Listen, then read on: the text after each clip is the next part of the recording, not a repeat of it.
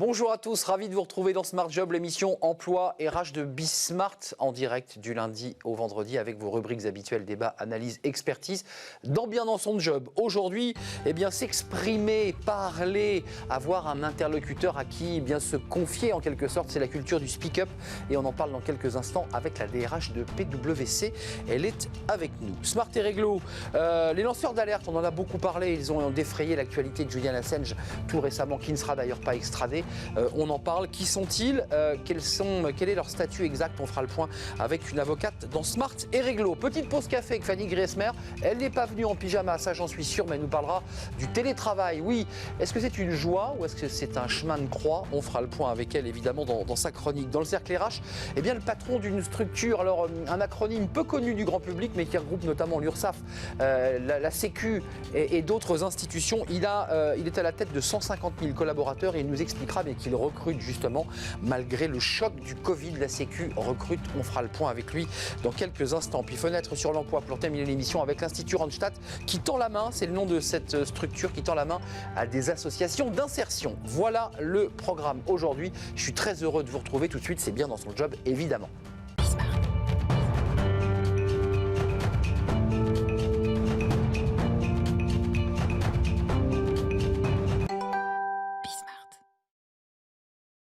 Bien dans son job, notre rubrique. Alors là, la thématique de bien dans son job, elle colle bien. On va en parler avec Valérie Vézinet. Vous êtes la DRH de PwC, qui est un des leaders, si ce n'est le leader, de l'audit, du conseil. J'irai même jusqu'à l'expertise comptable. On peut aller jusque-là ou...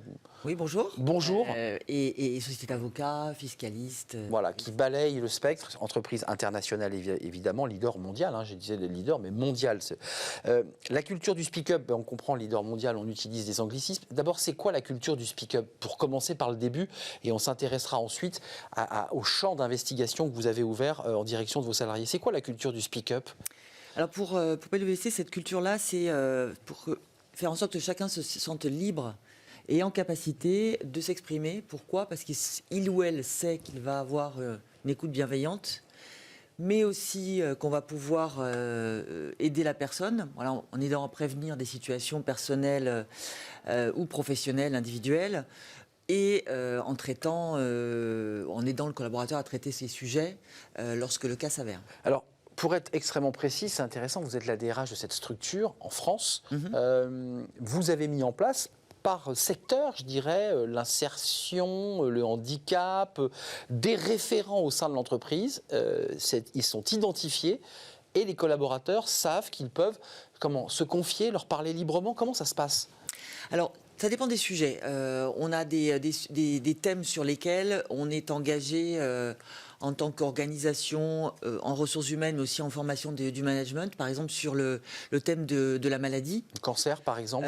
Cancer et maladies chroniques. On a signé la charte de Cancer at Work là-dessus. Et donc là-dessus, on a engagé l'organisation à faire connaître ce qu'est une maladie chronique, à faire changer le regard sur la maladie et à permettre à un salarié de pouvoir échanger directement avec son management lorsqu'il ou elle sait qu'il va y avoir des impacts sur l'organisation de son travail, etc. Forcément. Et on sait que ce sujet de la maladie, c'est quand même un sujet qui est assez crucial pour les entreprises, puisque la maladie chronique, c'est quand même quelque chose qui... voilà, bien sûr, c'est très lourd à gérer. C'est qui est assez lourd à gérer, qui est quelque chose d'assez fréquent dans les entreprises. Et le sujet de la santé, c'est un sujet d'inclusion qui est majeur pour l'avenir.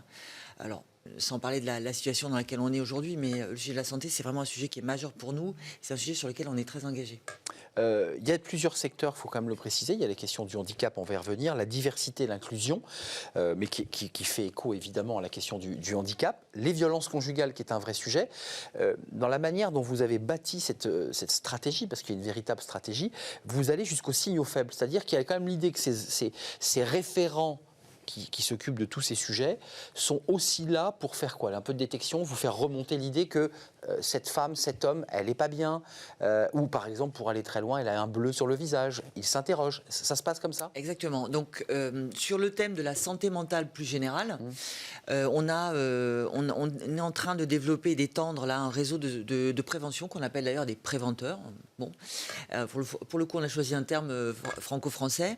Et donc, l'idée de ce réseau-là, c'est que ce sont des salariés de l'entreprise, d'autres salariés, qui vont être formés à une écoute active, qui vont être formés à détecter des signaux faibles et qui vont pouvoir accueillir un échange parce qu'une personne ne se sent pas bien pour diverses raisons, a un stress personnel ou professionnel.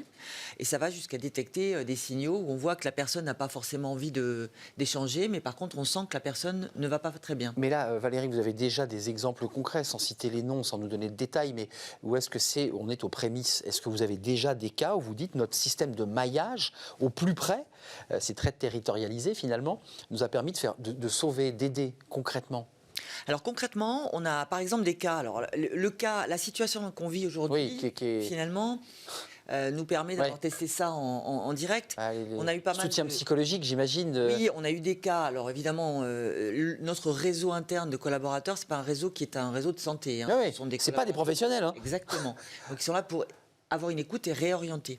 Et donc, on a eu des cas, par exemple, de salariés qui, tout au début, quand on travaillait encore, le télétravail n'était pas généralisé, stressaient de revenir au bureau après le premier confinement et donc ne savaient pas comment en parler en interne. Donc ça fait partie des sujets sur lesquels on a pu les aider.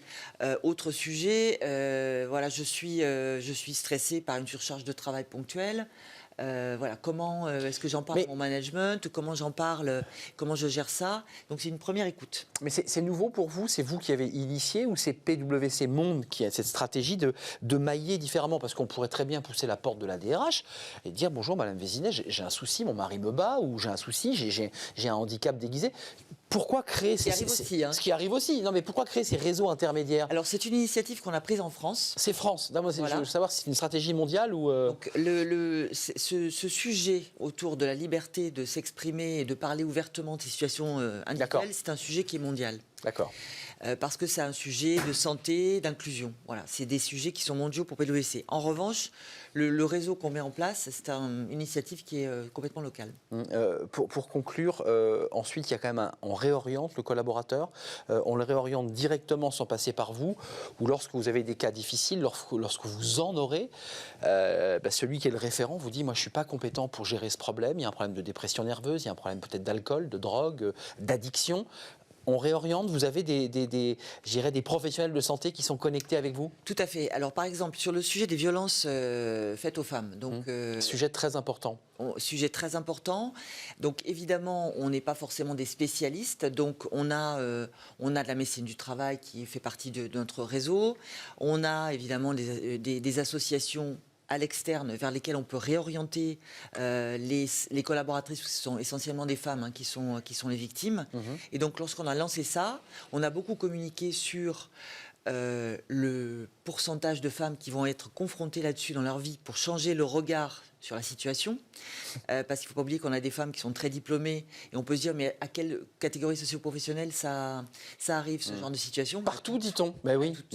Donc c'était important de communiquer sur le fait que ça arrive à tous et sur le fait qu'on a bâti un réseau interne et externe auprès desquels les femmes peuvent se mettre en contact directement ou par notre intermédiaire. C'est vraiment à leur choix. Un dernier mot, et même plusieurs, sur le handicap. On a beaucoup parlé de cette question ici. Le handicap, c'est souvent l'incompréhension. On ne connaît pas, on ne sait pas. Puis c'est souvent des handicaps déguisés. Ce n'est pas forcément des gens en chaise roulante ou des gens qui sont physiquement handicapés. Là aussi, vous avez décidé de faire un effort supplémentaire grâce à ce maillage, justement. Exactement. On sait qu'aujourd'hui, alors c'est pas chez PwC, mais 80% des handicaps sont invisibles. Oui. Donc la première démarche qu'on a eue, c'était de commencer à créer de la connaissance pour l'ensemble des salariés sur la pédagogie là. Qu'est-ce que c'est exactement. Qu'est-ce que c'est qu'un handicap invisible? Et beaucoup de salariés ont découvert dis donc, du coup, moi je suis handicapé finalement. Et donc c'est changer son propre regard sur le handicap et faire en sorte que ce ne soit plus une situation qui soit dramatisée dans l'organisation. Et faire en sorte que du coup, j'arrive à en parler librement. Parce que je n'ai plus peur que ça impacte ma carrière, ma situation professionnelle, etc. etc. Et donc ce réseau de référents, c'est un réseau qui est utile justement pour dire, parle-en. Parle-en, ça peut faire partie des situations sur lesquelles tu peux trouver un soutien de PwC. C'était ma question tout à l'heure, l'idée de pousser la porte de la DRH. On se dit, c'est la direction, j'hésite un peu. Là, ça permet une liberté, donc le fameux speak-up, la parole libre, qui permet d'être plus libre pour s'exprimer. C'est bien ça aussi l'objectif. Oui, la culture. Il y a moins de barrières. La culture, elle ne peut pas être décrétée que par une direction des ressources humaines, par un leadership dans le business. Donc la culture, elle doit se diffuser via les salariés. C'est pour ça que ces réseaux de référence, c'est très important pour nous, parce qu'ils dupliquent cette parole-là, en fait. Merci Valérie Vézinet. Alors, c'est la culture du speak-up. Je ne sais pas, vous avez un nom générique de votre structure France, de mise en place de ce réseau, ou vous ne l'avez pas encore baptisé? On n'a pas souhaité le baptiser parce que chaque fois, il y a des programmes spécifiques de handicap. Que vous adaptez en fonction des thématiques. Effectivement, donc, PwC très en avance. Alors c'est une volonté mondiale, mais la France est en pointe sur cette question, il faut le rappeler, où les salariés peuvent s'exprimer en B2B très tranquillement, avec sécurité, autour des questions du handicap, de diversité, d'inclusion, mais aussi de violence conjugale et aussi, j'imagine, de risques psychologiques tout à fait, liés à l'isolement probable, parce que vous avez beaucoup d'auditeurs. On travaille beaucoup en télétravail, j'en suis sûr, et des collaborateurs jeunes qui sont un peu perdus. C'est le cas, non? Ça s'est produit, effectivement. Ça s'est produit. Donc là, on a l'interne, mais aussi un soutien psychologique externe. Merci beaucoup Valérie Vézinet d'avoir fait un détour par le plateau de Smart Job. Vous êtes, je le rappelle, la DRH de PwC. À bientôt. Merci, vous êtes déjà venu sur notre plateau. La suite de notre programme, c'est Smart et Réglo. Et oui, les avocats ont la parole chaque jour sur notre plateau et on parle des lanceurs d'alerte. Ça, c'est un sujet sensible. Smart et Réglo, les avocats, les juristes, les experts en droit prennent la parole dans cette rubrique. Vous êtes donc les bienvenus, c'est une invitation. Et j'ai le plaisir d'accueillir Lise Leborgne, qui est déjà venue sur notre plateau, qui est une habituée de notre émission. On est ravis de vous revoir. Avocate au barreau de Paris, spécialiste en droit du travail. Vous avez choisi, c'est vous qui avez choisi ce thème, hein, me semble-t-il, d'évoquer un sujet qui est au cœur de l'actualité, qui sont les lanceurs d'alerte. Écho à Julian Assange, qui ne sera pas extradé, hein, vous me le confirmez, évidemment, la justice britannique n'a pas autorisé son extradition. En effet. Qu'est-ce qu'un lanceur d'alerte, d'abord? À la juriste, je me tourne. Alors, le mot lanceur d'alerte, effectivement, dans les médias, on l'entend beaucoup et on a l'impression que c'est toute personne qui va divulguer un secret. Sauf qu'en droit, c'est totalement différent. Donc, évidemment, chaque juridiction a sa définition du lanceur d'alerte. Donc, pour Julian Assange, on ne va pas se référer au droit français. Mais en droit français, le lanceur d'alerte, ça a été défini par la loi dite Sapin 2, de décembre 2016, qui a défini un lanceur d'alerte avec 4 conditions cumulatives. Donc c'est très strict. Un lanceur d'alerte, c'est une personne physique qui va divulguer ou révéler des faits de caractère illicite de bonne foi et de manière intéressée. Et des faits dont il a intéressé de manière désintéressée. Ah, vous me faites peur. Voilà. Parce que j'ai une question, évidemment. Dont il a eu personnellement connaissance. Donc on a 4 critères cumulatifs et il faut rentrer dans les cases pour être appelé selon le droit français lanceur d'alerte et donc pour bénéficier de la protection. Alors moi, j'avais travaillé sur ces sujets, Assange évidemment, Snowden bien entendu. En France, on a Stéphanie Gibault avec l'affaire UBS, puisqu'elle avait refusé de détruire des documents informatiques, de documents suisses qui montraient la fraude fiscale. On a Antoine Deltour, le LuxLeaks avec le Luxembourg, et puis on a Falciani. Et j'évoque cette question de Falciani, puisque Falciani, c'était là aussi des dossiers qui est réfugié en Espagne, me semble-t-il. Lui, il avait essayé de monnayer. Il y a un débat sur le lanceur d'alerte. En fait, il fait économiser des milliards d'euros à un État, notamment la France. Et certains disent, mais je vous ai fait économiser de l'argent, il faut que je puisse continuer à vivre. C'est prévu ça, dans la loi Sapin 2, l'idée qu'on puisse quand même un peu à l'américaine les indemniser? Alors, c'est tout l'inverse qui est prévu, puisqu'on a le critère du désintéressement. Et voilà. Et c'est donc la différence avec les États-Unis, où on a la culture là-bas du chasseur de primes, qui, à la place du shérif, va essayer de traquer la personne dont la tête est mise à prix. On porte le criminel sur le cheval. Et qu'il y aura une récompense. Et on a même le Dodd-Frank Act aux États-Unis de 2011, qui permet d'avoir un pourcentage des sommes recouvrées devant la SEC. Donc autant vous dire qu'effectivement, ça peut être un moyen aux États-Unis de gagner beaucoup d'argent. C'est pas du tout le cas en France. À l'inverse, en France, c'est perçu comme un acte citoyen. Donc on le fait par loyauté et par envie de transparence et de faire avancer la société plutôt que pour avoir une récompense personnelle. Donc c'est important de le préciser parce que Falciani avait tenté de monnayer, entre guillemets, ces milliards économisés. Alors, finalement, de quelle protection bénéficie? Parce que j'avais reçu Stéphanie Gibault il y a fort longtemps, je ne sais pas où elle en est, cette femme. On était en 2016-2017, elle venait de sortir un livre et elle nous racontait qu'elle était au RSA, qu'elle n'avait plus de revenus, elle était directrice de la communication et organisait des événements pour UBS. Qu'est-ce qu'ils deviennent et est-ce qu'ils ont un vrai statut? Alors, toute la difficulté, c'est de rentrer dans les cases. Et si on lance une alerte, typiquement en allant directement dans les médias en France, sans avoir suivi la procédure qui est simple, c'est-à-dire il faut d'abord prévenir son employeur, à défaut de réponse, prévenir une juridiction, à défaut de réponse, divulgué dans les médias. Mais pas sur les commencer réseaux par les sociaux. médias, donc. En principe, non. Donc en fait, ce qui se passe pour ces lanceurs d'alerte, déjà, dans le cas dont vous me parlez, on était avant la loi, donc on ne rentre pas nécessairement c'est dans exact. les clous. Mais même maintenant, il y a quand même des garde-fous pour éviter des risques réputationnels pour toutes les sociétés. Bien sûr. Et si on ne rentre pas dans ces paliers de divulgation, on n'est pas protégé. Et ça arrive aussi, voilà, vous avez un lanceur d'alerte, Ben Ali, chez ArcelorMittal, qui Exact. lui aussi explique que maintenant, il n'arrive pas à retrouver de travail. Et les lanceurs d'alerte aspirant à ce statut mais qui ne rentrent pas dans les cases, et ben finalement peuvent être considérés parfois comme des parias. Et en tout cas, c'est ce qu'ils ressentent et ce qu'ils disent aujourd'hui. C'est pourquoi il faut vraiment, avant de lancer une alerte, s'informer sur la procédure à suivre, se faire conseiller. Et la loi Sapin 2 devait être consciente de ces difficultés puisqu'on a donné aux défenseurs des droits le rôle d'orienter les lanceurs d'alerte. Donc maintenant, voilà, si on veut lancer une alerte, on se fait conseiller et puis on va voir le défenseur des droits avant. Lise, on se fait conseiller, donc on l'a bien entendu, par un avocat compétent, vous ou des collègues qui peuvent vous guider, mais on peut aussi pousser la porte, j'allais le préciser, du défenseur des droits. Exactement. On s'assoit, on dit voilà, j'ai constaté ce qui me semble être quelque chose d'anormal dans mon entreprise, qu'est-ce que je fais ?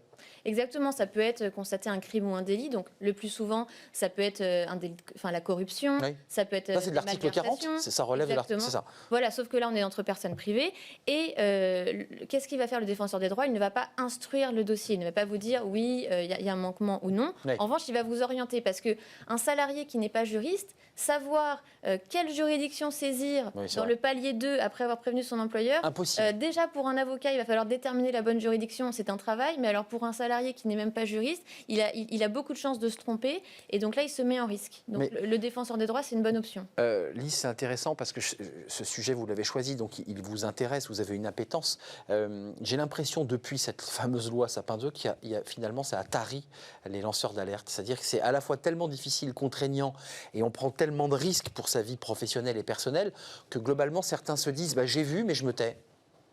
Alors ça, c'est vrai ou pas vrai ? C'est vrai parce que ça fait partie de la culture française d'avoir une réticence face à ce qu'on peut penser être de la délation. C'est ça. D'autant plus que dans le contrat de travail, il y a une obligation de loyauté.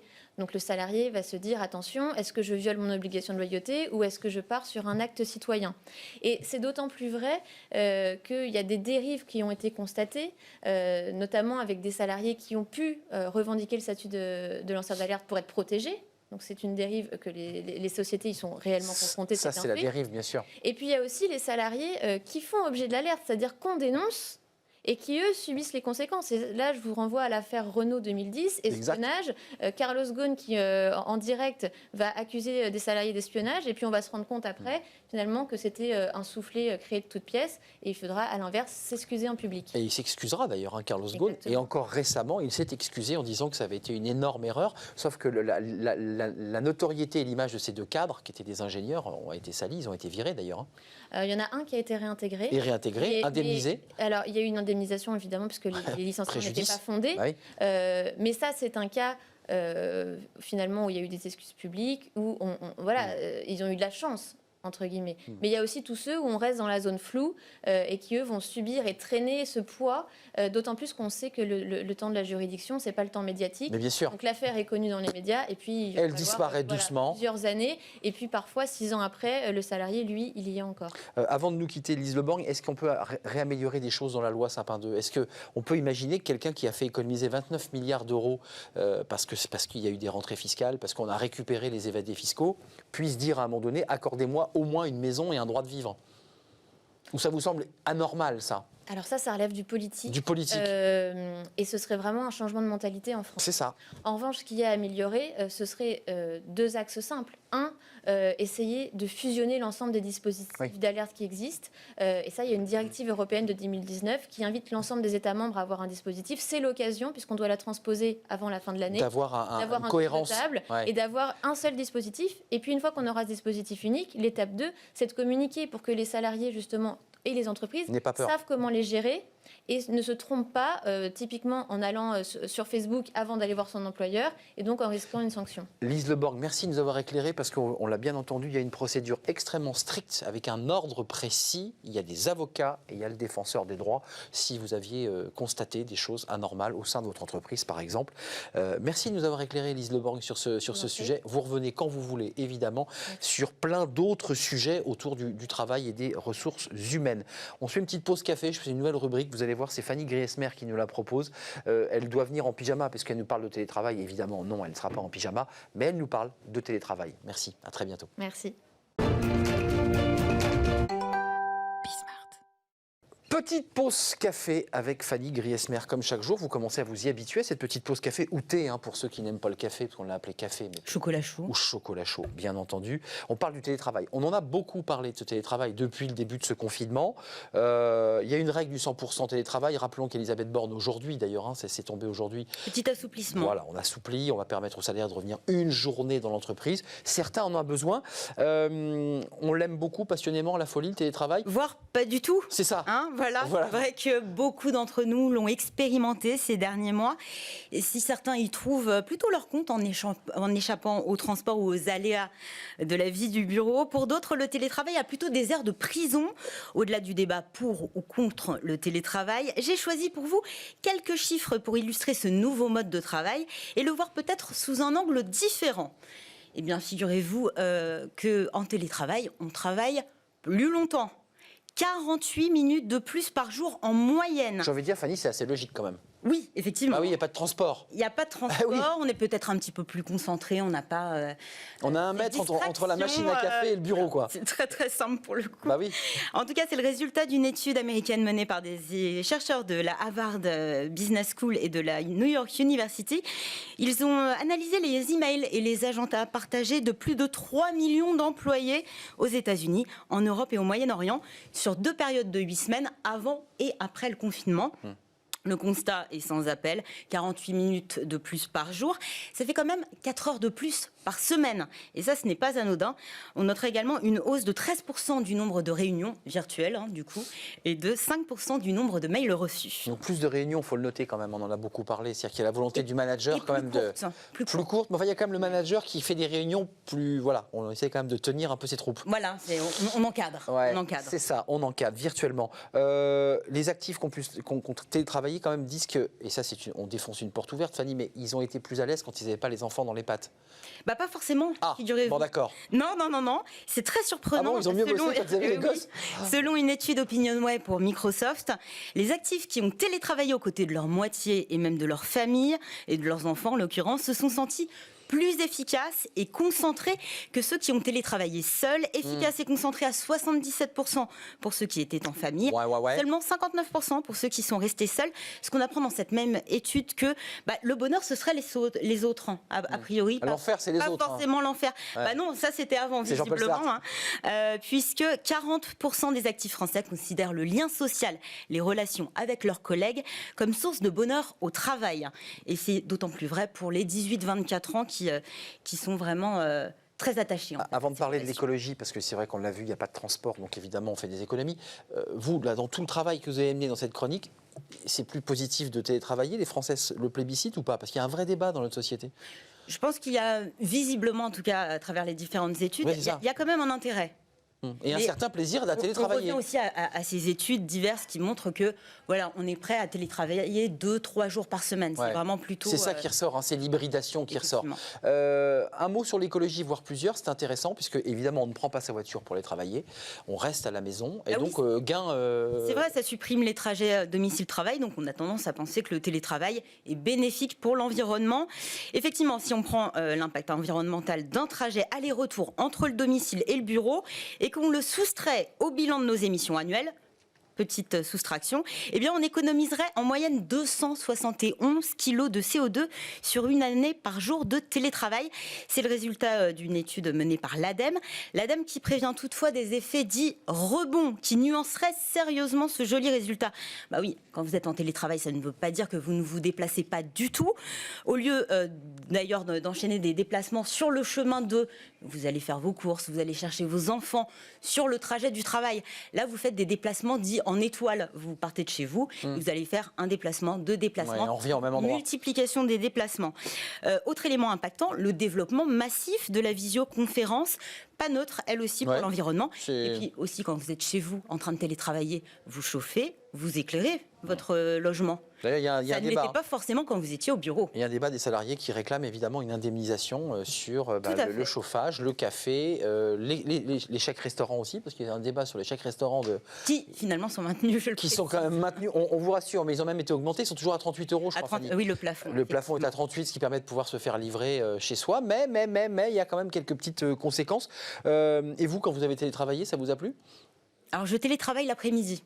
Ouais, voilà, vous allez finir par tout savoir. Voilà. Donc finalement, ça se passe plutôt pas mal, le télétravail. Alors, ça se passe plutôt pas mal. Je ne résiste vraiment pas à l'envie de vous donner ces quelques chiffres que Ah oui, j'ai donnez-les, c'est cela que je voulais j'ai entendre. trouvé dans une étude américaine, étude menée par OnePoll pour Citrix Systems, sur 2000 salariés américains. Alors attention, si 29% des personnes interrogées déclarent télétravailler depuis leur salle à manger, ce qui est mon cas, 17% le font depuis leur placard. Leur placard. Oui. D'accord. Ces mêmes salariés qui ont également ajusté un petit peu leur routine personnelle. 26% continuent de se coiffer ou de se maquiller. 22% dorment jusqu'au dernier moment possible et on les comprend. Par contre, l'étude ne dit pas combien télétravaillent en pyjama. Et combien ne se lavent plus, puisque c'est combien Oui, ceux aussi, qui sont- c'est vrai. Si je peux me permettre, parce qu'il n'y en a que 29%, me semble-t-il, qui se coiffent et qui se maquillent, ce qui veut que le reste ne se coiffe pas, ne se maquille plus. Pastille sous la douche, c'est de la question. Pour la visioconférence, On va le enquêter. maquillage peut être utile. Fanny, on va enquêter. Ce sera votre prochaine chronique. Est-ce qu'on se lave en télétravail? Ce sera une enquête de terrain. fond et de terrain et de douche notamment. Merci Fanny d'être venue Merci sur notre Arnaud, plateau. merci On se à retrouve demain pour une nouvelle chronique. C'est demain. Bien sûr, demain. Qu'est-ce que vous nous avez concocté demain pour mettre l'eau à la bouche à... Et je réfléchis encore. On va en discuter. Vous êtes dessus. Il y a pas mal de sujets, évidemment, dans l'actualité. Merci Fanny. La suite de nos programmes, c'est le cercle RH, vous le savez, avec le directeur d'un institut, d'une CAS. Alors, ça ne dit rien au grand public, mais quand je vais vous citer les marques, c'est la CPAM, c'est l'URSSAF, c'est la CARSAT. Évidemment, ce sont les branches, les structures qui structurent notre modèle social. Il est avec nous. C'est un secteur qui recrute, vous allez le voir, très engagé dans le recrutement. On fait le point avec lui, c'est juste après cette pause.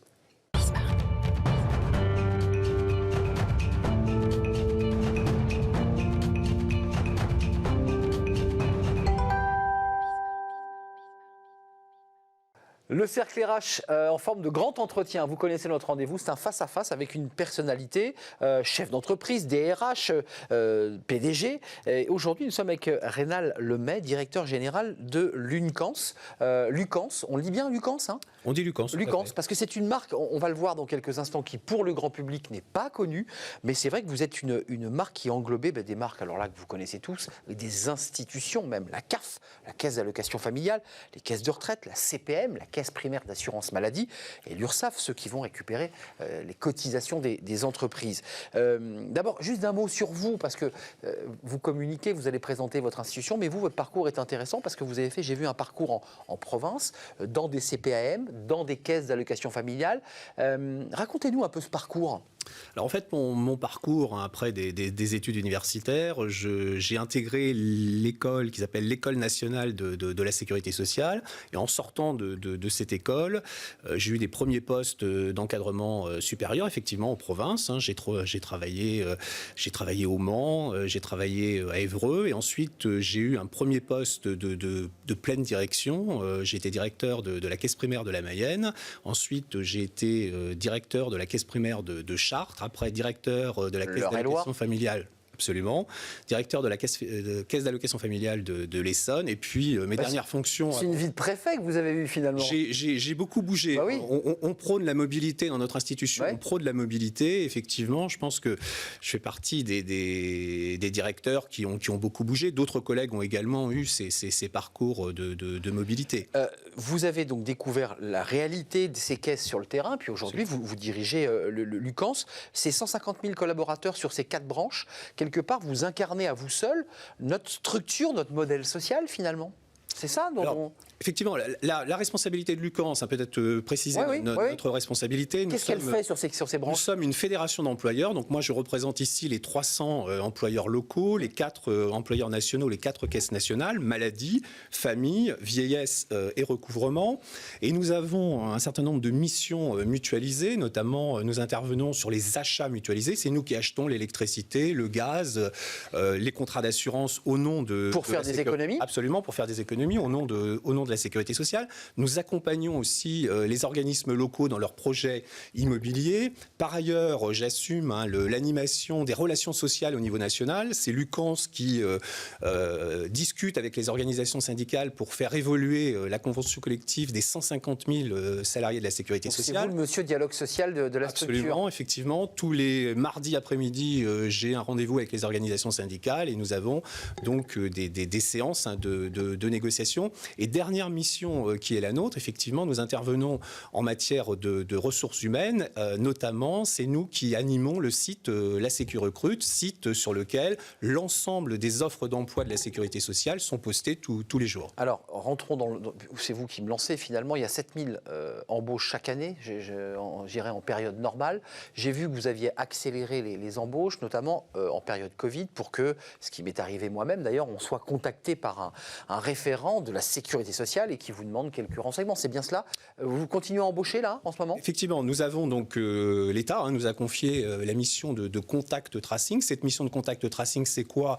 C'est une mission qui doit permettre de briser les chaînes de contamination. Donc dès lors, et ça a été visiblement votre cas, dès lors que vous avez fait un test PCR, que ce test PCR est positif, le laboratoire de biologie nous envoie les résultats de ce test. Nous contactons effectivement la personne qui est malade et nous lui demandons de bien vouloir nous communiquer les personnes avec qui elle aurait pu être en contact au cours des derniers jours pour que nous puissions appeler ces personnes et leur demander de faire un test PCR.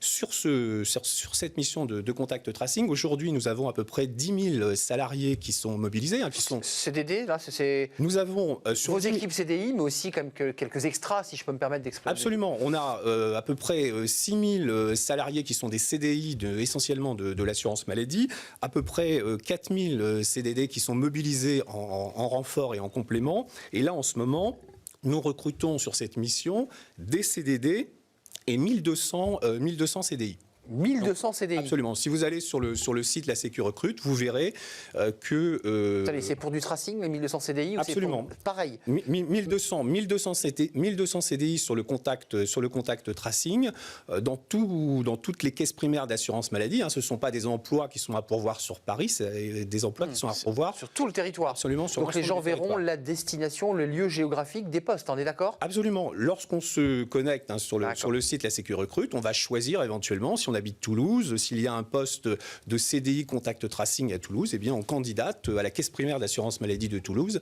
Et après, c'est un processus tout à fait normal, identique à ce qu'on peut observer dans d'autres entreprises. On envoie son CV, on est reçu en entretien et après, on est retenu ou pas retenu. Permettez-moi cette remarque. Pourquoi CDI alors qu'on est censé être vacciné et donc, à un moment donné, se séparer de cette maladie, ne plus avoir forcément besoin de tracing? Pourquoi les intégrer? Je vous pose la question.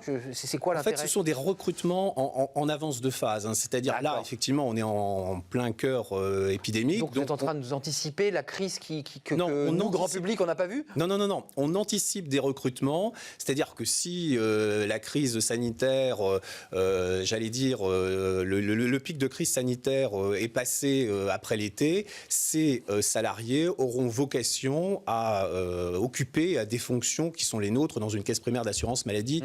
C'est-à-dire on les recrute sur ces missions en avance de phase et ensuite ils seront affectés sur les missions traditionnelles de l'assurance maladie. Alors on a bien vu qu'il y avait les RH, il y a le dialogue social, il y a l'idée qu'on améliore les conditions de travail, de salaire, de rémunération des collaborateurs. Puis vous avez la main sur 58,8 millions d'usagers, de ceux qui bénéficient de tous ces services. Le choc est dur quand même à encaisser pour la Sécu, j'imagine, parce que ce sont des dépenses. Vous embauchez, vous vous donnez les moyens de pouvoir évidemment contrôler, accompagner ces malades, mais ça coûte très cher, non ?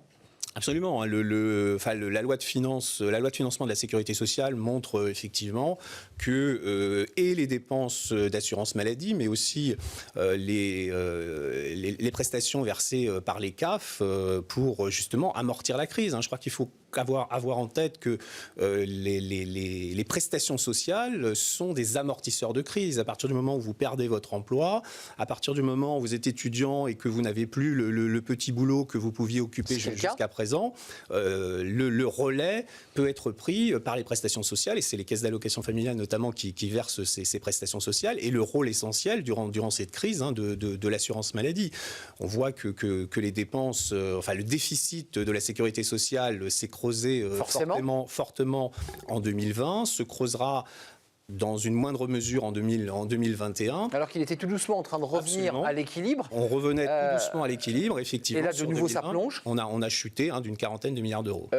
Parce que, alors peut-être préciser. Dites-nous, parce que peut-être préciser que c'est que le Covid. Non, le déficit de la sécurité sociale, c'est effectivement un problème de dépenses, mais c'est aussi un problème de ressources.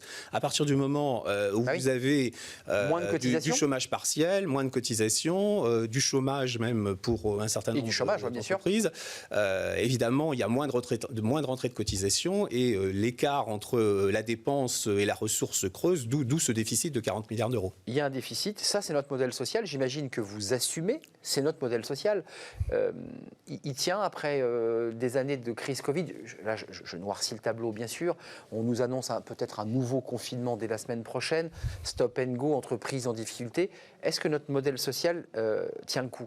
Est capable de résister à cela? En tout cas, le modèle social a résisté jusqu'à présent. C'est vrai. Je crois que le président de la République a dit quoi qu'il en coûte. Quoi qu'il en coûte. C'est ça. Donc aujourd'hui, comme je l'ai dit tout de suite, au-delà de la dépense, il faut voir le rôle essentiel d'amortisseur de crise que représentent ces prestations sociales. S'il n'y avait pas ces prestations sociales, je pense que les assurés sociaux, nos concitoyens aujourd'hui, beaucoup d'entre eux seraient dans une situation beaucoup plus difficile. Un mot sur la vaccination, parce qu'on va parler de l'URSSAF. Alors, c'est pas votre spécialité, le Tour de France que vous avez fait. C'est la CAF, c'est la CPAM, mais vous êtes aussi en charge de l'URSSAF. L'URSSAF, c'est pour un chef d'entreprise, c'est évidemment des cotisations. Et l'URSSAF a dit que pour l'instant, elle avait donné des délais pour le paiement des cotisations. Certains ont déjà annoncé qu'ils ne pourraient pas les payer, ces cotisations. Comment on fait? Rentrons directement sur le sujet de l'URSSAF. Comme ça, comment on fait? Parce que là, vous êtes en charge, vous aussi, de l'URSSAF. C'est une structure privée, publique, l'URSSAF? Comment ça se passe, l'URSSAF? C'est très bizarre, l'URSSAF. Les organismes de sécurité sociale sont des organismes privés gérant un service public. C'est important, important de le dire. C'est important de dire que nous ne sommes pas des fonctionnaires. Ce qui explique, si on reboucle, je n'oublie pas votre question, mais si on reboucle c'est important de le dire. Par rapport au recrutement, pour entrer à la sécurité sociale, il n'y a pas de concours particulier. C'est un CDI de droit privé? C'est un CDI de droit privé, effectivement, dans le cadre d'une convention collective, mais c'est bien un CDI de droit privé. Donc, ce qui explique que les modalités de recrutement dans un organisme de sécurité sociale sont proches du recrutement que l'on peut avoir dans toute entreprise. Oui, c'est pas l'hospitalier, c'est pas le ministère de la Défense, c'est privé. Absolument. L'URSSAF, c'est important parce qu'il y a des chefs d'entreprise qui nous regardent, il y a des restaurateurs. On nous annonce évidemment des crises. Certains avouent et reconnaissent qu'ils ne pourront à la fois pas payer le PGE, ça ne vous concerne pas, mais aussi évidemment les cotisations URSSAF qui sont trimestrielles pour la plupart d'entre elles. Qu'est-ce qu'on fait? Alors, il y a eu des délais. Des recours, des recouvrements? Il y a eu des délais qui ont été accordés. Le gouvernement a fixé un certain nombre de délais pour payer les cotisations. Je pense que cette situation sera suivie au jour le jour et par l'État et par la COS, qui est la structure qui coiffe les URSSAF. Aujourd'hui, moi, je ne peux pas vous dire... D'abord, on n'a pas de visibilité sur l'issue de cette crise sanitaire. Je ne peux pas vous dire quelles décisions politiques seront prises, parce que là, on est bien clairement aussi sur des décisions politiques. Les organismes de sécurité sociale sont sous la tutelle de l'État, et c'est l'État qui définit la politique de oui, vous êtes soumis, vous, aux décisions, vous l'avez évoqué tout à l'heure, d'un projet de loi de finances de la sécurité sociale, le PLFSS, et de mesures qui donnent les cadres. En tout cas, ces délais seront respectés, parce que l'inquiétude aujourd'hui, c'est que dans 3 mois, mois de mars, puisque les cotisations arrivent souvent au mois de mars, eh bien des chefs d'entreprise qui n'ont eu aucune, voire pas d'activité, ou très peu, soient obligés de verser des cotisations qu'ils n'ont pas. Absolument. Non, mais je C'est crois une vraie question sociale. Absolument, on est bien conscient, de la fragilité de certaines entreprises, de la difficulté des employeurs, d'où aussi l'accompagnement aujourd'hui, qui est celui des URSSAF. Je pense que les URSSAF ne sont pas uniquement dans une logique de récupérer les cotisations. Il y a une vraie stratégie d'accompagnement des entreprises aujourd'hui dans les URSSAF. Juste avant de nous quitter, c'est important. Comment vous organisez, vous êtes à la tête de cette structure qui chapeaute en fait ces institutions, la CAF, l'URSSAF, on l'a vu, la CARSAT. Un mot sur la CARSAT, on n'en a pas du tout parlé. Expliquez-nous, parce que c'est pas très connu du grand public, sauf quand on divorce ou qu'on a des fonds à déposer à la CARSAT, pour les avocats notamment. Ah non, alors dites-nous. Voilà, les CARSAT, en fait, ce sont les caisses de retraite. Ah, les caisses de retraite, parce qu'il y a aussi la CARSAT qui correspond Absolument. aux caisses financières. Là, c'est un maillage qui est un maillage régional. Autant les CAF et les caisses primaires d'assurance maladie, c'est un maillage départemental, maladie, prestations familiales. Les CARSAT, ce sont des caisses qui s'occupent de votre retraite, de la retraite du régime général. On en parle un peu de la retraite ou pas? Parce que là aussi, vous suivez les indications ou les règles fixées par le gouvernement. Est-ce que je vous leur pose parce que ça vous met en position difficile. Vous suivez la politique du gouvernement, mais certains disent déjà on ne pourra pas tenir avec notre modèle. Il faut travailler plus longtemps. Sur les retraites, c'est pareil. Ça, c'est un sujet. Les caisses de retraite, certaines sont dans le rouge. Oui, enfin... Comprenez bien que c'est... Je vous mets en situation très délicate. Absolument. Là, vous n'êtes pas un homme politique. Voilà, c'est ça. On est au cœur de décisions politiques. Le sujet des retraites, vous le savez comme moi, c'est un sujet très inflammable. Donc moi, j'ai un avis en tant que citoyen sur le sujet, mais je me garderai bien vous allez appliquer ce qu'on vous demande de faire. Je me garderai bien de le donner. Effectivement, là, ces décisions sur l'équilibre futur du régime des retraites, ce sont des décisions qui appartiennent aux politiques. Mais qui auront une incidence tout de même, si je peux me permettre, sur la gestion très concrète de ces institutions. Oui, sur l'équilibre de ressources dépenses de nos régimes de retraite. Avant de nous quitter, la vaccination, j'imagine que c'est un des sujets de préoccupation, parce que là, les CPAM sont très impliqués sur ces sujets. Lenteur, retard à l'allumage, comme on dit. Les choses s'accélèrent, visiblement elles s'accélèrent. Comment vous impliquez, vos institutions, je pense évidemment à la CPAM, sur ces questions de vaccination? Comment vous êtes un des acteurs de ce modèle?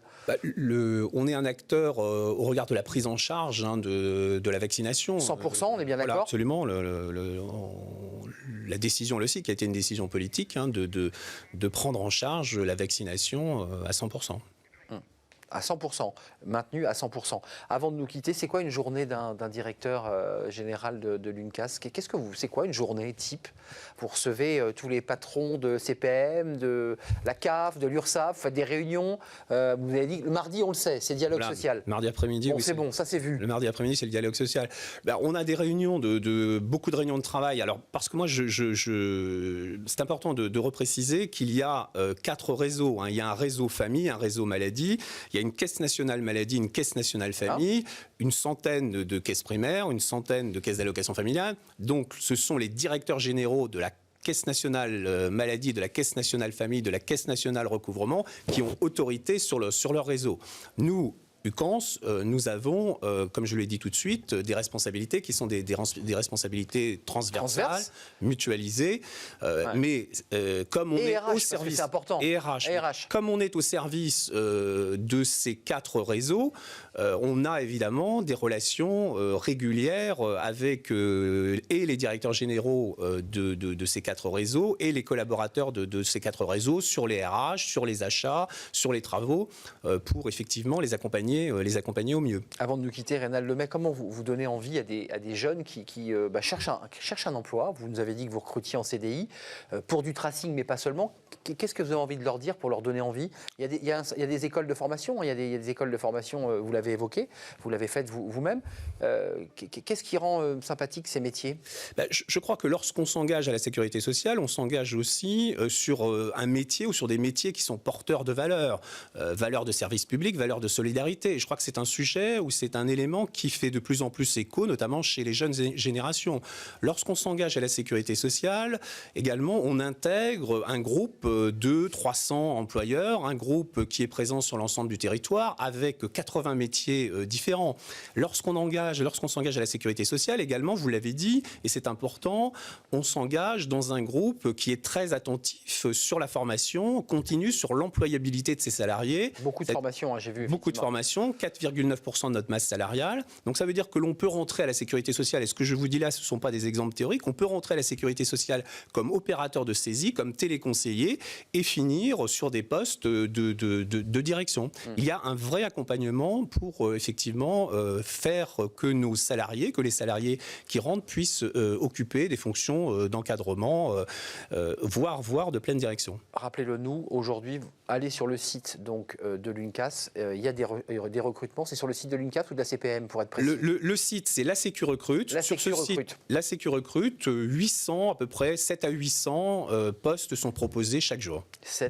Donc on recrute en ce moment à la Sécu si Absolument. vous cherchez un emploi, et pas qu'en CDD, puisque vous l'avez bien Absolument, dit. CDD et CDI. Avec des CDI dans toute la France, ce n'est pas que l'Île-de-France ou Paris, c'est l'ensemble du Absolument. territoire en fonction du lieu où vous habitez. Rénal Lemay, c'est un plaisir de vous accueillir. Pour le grand public, eh bien, l'UNCAS n'est pas connu, mais Dieu sait si les institutions que vous chapeautez sont évidemment utiles, nécessaires. Un autre modèle social, directeur général de l'UNCAS, et qui chapeaute, je le rappelle, la CPM, l'URSSAF, la CARSAT et la CAF, la Caisse d'allocation familiale que vous avez bien connue dans votre parcours Absolument. professionnel. Merci Rénal, merci d'être venu sur notre plateau nous éclairer, puis on suivra, vous pourrez revenir d'ailleurs débattre des questions de RH et de dialogue social, puisqu'on n'en a pas parlé. Dialogue social, ça se passe bien avec les syndicats? C'est variable en fonction des C'est sujets. variable. Par exemple, en ce moment, nous travaillons sur l'aide aux aidants. Donc, c'est un gros sujet sur lequel nous avons ouvert la négociation il y a quelques mois. Libérer et que nous allons du temps, poursuivre. libérer Absolument. du temps à un collaborateur. Pas que du temps, effectivement, mais aider, faire en sorte que nos collaborateurs qui sont des aidants puissent accompagner leurs proches dans de meilleures conditions. Merci Rénal Lemay d'être venu sur notre plateau. C'est bientôt la fin de notre émission, mais pas tout à fait. Fenêtre sur l'emploi, on parle de l'Institut Randstad, qui s'intéresse justement, un petit peu comme le fait l'UNCAS, à l'insertion, à l'aide évidemment au travail social en direction d'associations d'insertion. On en parle tout de suite, c'est dans Fenêtre sur l'emploi. Fenêtre sur l'emploi vous est présenté par Le Bon Coin, le bon partenaire de vos recrutements.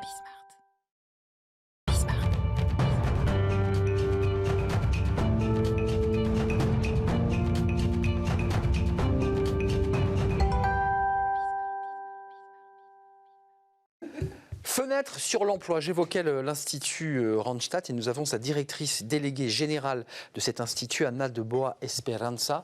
J'espère que je l'ai bien prononcé. Très bien. Merci d'être avec nous. Alors vous avez été créé en 2005, c'est un laboratoire du groupe Randstad pour un retour durable à l'emploi. Racontez-nous, l'idée c'est quoi? C'est de mettre en relation un gros groupe Randstad avec des structures d'insertion. C'est quoi l'idée? Alors, l'Institut est un laboratoire de réflexion et d'innovation sociale. C'est une structure indépendante, c'est une association à but non lucratif qui est adossée au groupe Randstad France. L'objectif, c'est de s'appuyer sur l'expertise du groupe, sur la connaissance des bassins d'emploi, pour accompagner des personnes qui sont en difficulté d'emploi, pour favoriser la réinsertion et l'inclusion par l'emploi. Une main tendue vers l'emploi. Randstad, son métier, son cœur de métier, c'est le recrutement, évidemment, agence d'intérim. J'ai envie de dire, c'est assez logique qu'elle travaille pour l'insertion. Non, vous me dites non, pas forcément, parce que là, on est sur des publics qui sont très éloignés de l'emploi. Tout à fait. Et ce sont des publics qui ne viennent pas dans nos agences et que nos consultants n'ont pas non plus l'occasion de rencontrer dans leur activité quotidienne. L'objectif, c'est vraiment de travailler avec les associations partenaires de l'Institut, de co-construire des parcours d'insertion professionnelle. En vue de les faire aller dans vos agences. Tout à fait. C'est par étapes. On va les préparer d'abord, on va les accompagner, on va les aider à construire un projet professionnel. On va aussi donner des informations aux associations sur les besoins des bassins d'emploi, puisqu'on a cette connaissance à l'instant T. Et aussi être dans une dynamique de prospective aussi, quels vont être les besoins et comment faire en sorte que ces personnes puissent accéder à ces emplois. 9 associations avec lesquelles vous travaillez la main dans la main. Donc ce n'est pas uniquement de verser des fonds, c'est un vrai travail que vous menez avec autour de la table ces associations, vous, vos équipes. Ça se passe comment très concrètement? Vous êtes autour de la table, vous discutez, vous ciblez des profils, vous avez des listes. Comment les noms vous arrivent tout simplement? C'est un travail que nous faisons tout au long de l'année avec les associations. Il s'agit, je vous l'ai dit, de construire des parcours. Tout le travail va faire avec les associations qui connaissent les publics qu'elles accompagnent, les personnes qu'elles accompagnent, qui sont dans cette relation de proximité. Les associations vont nous aider avec l'accompagnement social à lever tous les freins périphériques à l'emploi. Et nous allons construire avec ces personnes des parcours en sollicitant nos collaborateurs qui vont les parrainer, qui vont les coacher, qui vont organiser avec elles des ateliers, des entretiens de recrutement, réaliser un CV qui soit attractif, etc. Il y a un vrai voilà. travail entre les cadres de Randstad, ceux qui sont opérationnels, et ces personnes que vous allez insérer. Il y a du tutorat, il y a des conseils. Tout à fait. Pour vous donner un exemple, nous avons une association avec laquelle nous travaillons. Nous avons actuellement 38 collaborateurs qui sont parrains et marraines. Nous avons 6 membres du COMEX qui sont des coachs pour ces personnes, pour pouvoir les accompagner. Et ces personnes peuvent interpeller les membres du COMEX en disant « Bonjour, j'ai un souci ». Comment ça se passe? Parce que c'est pas simple pour la personne qui se dit « Attendez, j'ai un membre du COMEX, je vais peut-être pas le déranger comme ça tous les quarts d'heure ». Les candidats ont été repérés par les associations, par rapport, pas en fonction de leur diplôme ou de leur parcours professionnel, expérience, etc., par rapport à leur motivation et par rapport au projet professionnel qui est plus ou moins abouti. Donc on pense qu'on peut faire cette passerelle vers l'emploi. Je ne voulais pas demander, ce sont des jeunes, ce sont des personnes de plus de 45 ans, parce qu'il y a aussi un débat sur l'accès à l'emploi. Il y a des gens qui sont sortis de l'emploi à 45 ans, qui sont sur la brèche. Il y a aussi des jeunes sans diplôme. Quel est le profil Nous avons de votre public? des jeunes décrocheurs, nous avons des personnes qui sont restées éloignées du marché de l'emploi pendant très longtemps, des chômeurs de longue durée, des personnes en situation de précarité, des anciens SDF. Mais nous avons aussi des gens cassés, en fait. Des gens cassés, qui ont subi des accidents de la vie. Nous avons aussi des seniors, des personnes en reconversion professionnelle. C'est assez diversifié les profils des personnes que nous accompagnons. Pour répondre à la question que vous avez posée tout à l'heure, comment ça se passe pour contacter un membre du COMEX, c'est une relation directe. Le candidat envoie un mail à son parent, à son tuteur, etc. Les rendez-vous sont programmés, ça peut être en visio, ça peut être en présentiel. C'est vraiment un travail de collaboration en proximité avec les candidats et les associations, bien entendu. Ça vous évoque quoi, cette initiative? Je trouve que c'est effectivement une belle initiative. C'est important d'aider les personnes les plus éloignées de l'emploi à revenir dans l'emploi. Nous, on a un partenariat avec Simplon, qui est une structure à Montreuil. On est voisins. Très bien. Voilà, on est installé, nous aussi, on est installé sur Montreuil, donc on est voisins de cette structure. On travaille avec eux. C'est une école du numérique. Tout à fait. Prend aussi Ils sont venus sur ce plateau d'ailleurs, je crois. Qui accompagne, qui forme des salariés très éloignés de l'emploi pour les former au numérique. Et voilà, on a ce partenariat avec eux, avec l'idée d'intégrer ces salariés dans nos organismes, en tout cas de leur ouvrir les portes et de leur permettre de candidater à la sécurité sociale. Anna de Boa Esperanza, justement pour faire la passerelle, vous l'objectif, quand ces hommes, femmes, vous les avez, je dirais, remis sur pied, redonner confiance, j'imagine à partir de quoi? D'un parcours de formation? Ça dure combien de temps? Un parcours de formation, des ateliers, c'est selon les profils, selon les associations avec lesquelles nous travaillons. Il y a des associations qui sont un peu plus professionnalisées, qui arrivent aussi à faire ce travail d'accompagnement, de préparation. Il y a d'autres qui ne le sont pas. C'est très variable selon les associations et les profils des personnes accompagnées. Au bout de combien de temps, même si vous me dites que c'est variable, quelqu'un arrive enfin dans une agence Randstad en mesure de pouvoir répondre à une offre d'emploi? Le dernier groupe avec lesquels nous avons travaillé pour les préparer, ce sont des parcours de 6 semaines à 2 mois avec des ateliers réguliers toutes les 2 semaines pour pouvoir les envoyer ensuite vers les consultants en agence qui vont faire la passerelle avec les clients pour mettre le pied à l'étrier. L'objectif, c'est vraiment de démontrer que c'est possible. Les deux mondes peuvent se rencontrer bien sûr. et on peut réussir à insérer des personnes dans l'emploi. Vous les suivez après, ces personnes que vous avez? Vous avez un tableau de bord de chiffres? Combien de personnes par an sont suivies chez vous? Non, bien sûr. Si vous voulez, les personnes, nous savons de quelles associations elles viennent, mais les consultants en agence et les entreprises ne le savent pas. Ce sont des profils qui sont inscrits comme tout autre candidat qui va... Mais vous, l'Institut, le savez. Vous savez qu'un tel est en train de se présenter à l'agence de je ne sais pas quelle ville. À l'agence de Paris, de Saint-Denis, de Lyon, de Lille, peu importe. Et l'objectif, c'est de savoir combien de temps cette personne a été mise en emploi, si elle n'est plus en emploi, quelle a été la difficulté rencontrée, pour pouvoir lever ses freins, continuer à travailler pour pérenniser l'emploi et construire des véritables parcours professionnels. Anna, pour le dire simplement, il peut arriver aussi que quelqu'un arrive dans une de vos agences et vous rappelle en disant ça n'a pas marché. Pourtant, il a reçu la formation, il a tout eu, il a tout fait bien, mais ça arrive, ça, j'imagine. Donc, comment vous faites? Bien sûr, vous le reprenez, vous le récupérez de nouveau? Exactement. L'idée, c'est vraiment de construire avec le candidat. et l'association qu'il connaît. Ça peut marcher, effectivement. Parfois, il y a des échecs. Il peut y avoir des échecs, bien sûr. L'intérêt, c'est de comprendre pourquoi il y a l'échec. Est-ce qu'il y a un besoin de formation complémentaire? Est-ce que la personne a besoin de passer par une étape intermédiaire? Ça peut être une entreprise d'insertion par l'activité économique avant de revenir dans le parcours d'insertion normale. Ça peut arriver, bien évidemment. Un tout dernier mot, Rénal. C'est intéressant quand même ce parcours de personnes cassées. Là, c'est le privé, c'est le public. C'est intéressant que vous soyez là tous les deux sur le plateau, parce que c'est un groupe privé, Randstad. Tout à fait. Et puis vous êtes évidemment une structure publique et vous avez la même démarche. Donc s'il n'y avait pas ces garde-fous, il y aurait quand même beaucoup de gens sur le bord du chemin quand même. Oui, absolument. Et pour nous, en tant que recruteurs, en tant qu'employeurs, c'est un vrai point d'attention. C'est-à-dire, on recrute bien sûr des salariés à Bac+4, Bac+5. Mais aussi... Mais on a aussi une partie des salariés que nous recrutons, d'où notre partenariat avec Simplon, qui ont le bac, le niveau bac, ou peut-être même pas. Ouais, pas de diplôme. Pas de diplôme. Là, pardon, excusez-moi, là, on a beaucoup de candidats qui sont à niveau infrabac, notamment les jeunes décrocheurs, ceux qui viennent de l'école La Deuxième Chance, par exemple, de Seine-Saint-Denis, et d'autres associations partenaires. L'idée, c'est vraiment de se dire que la précarité n'empêche pas le talent et la motivation. Mais évidemment, évidemment. La façon d'avoir envie, Exactement. sans diplôme, l'envie de se battre, l'envie d'avancer, évidemment, n'est pas toujours Parfois, liée au la diplôme. préparation, c'est juste les soft skills, les savoir-être. Exactement. Comment parler, comment s'habiller, comment se présenter. Le matin, et se lever. Pour prévenir, on ne peut pas venir à un rendez-vous. C'est pas bête, se lever le matin. Tiens, oui, ça peut être utile d'être à l'heure. Anna de Boa Esperanza, déléguée générale de l'Institut Randstad, très engagée, on vient de l'entendre sur ces questions. Merci à Rénal Lemay, l'UNCAS, qui est engagée, on vient de le voir, puisque ce n'était pas le sujet de notre interview, mais qui est aussi engagée sur ces questions sociales. Merci à vous, merci à notre réalisatrice Lauriane Boué, merci au son à Camille Moulis, merci à Fanny Griesmer, bien sûr, merci à vous qui regardez cette émission. On se retrouve demain pour de nouvelles aventures, à la rencontre de nouveaux invités. C'était un vrai plaisir, et puis je serai là, bien entendu, en direct. À demain. Merci de nous avoir reçus. Merci.